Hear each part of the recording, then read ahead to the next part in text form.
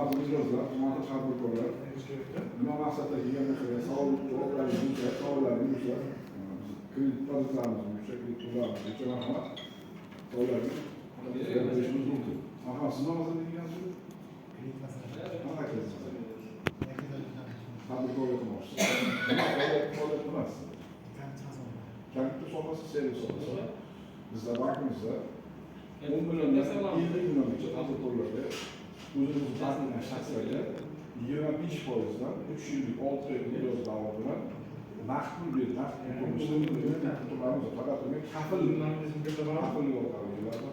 O'sha kafillarni ma'lumotlarni ta'min qilsangiz, biz mutaxassislarimiz tekshirib ko'rib, agar shu kamera tizimida o'tilgan bo'lsa, biz tezkor o'tilgan bo'lsa, qabul qilamiz.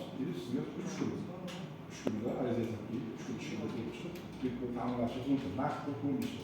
Bundan tashqari bizda Prezidentimizning 312 qarori bo'yicha 7 yil muddatga 6 oy imtiyozi davrida 22%, chunki g'alaba pul olamiz, 2 ish toifaga kiradi.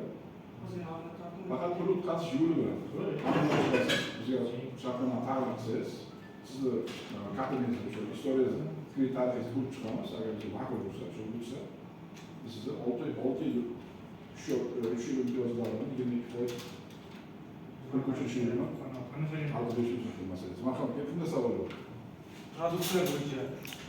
Sizlar tadbirkorlar qo'llab-quvvatlash bo'yicha hozirgi kunda biznesni rivojlantirish kompaniyasi hamkor tadbirkor ayollarni qo'llab-quvvatlash maqsadida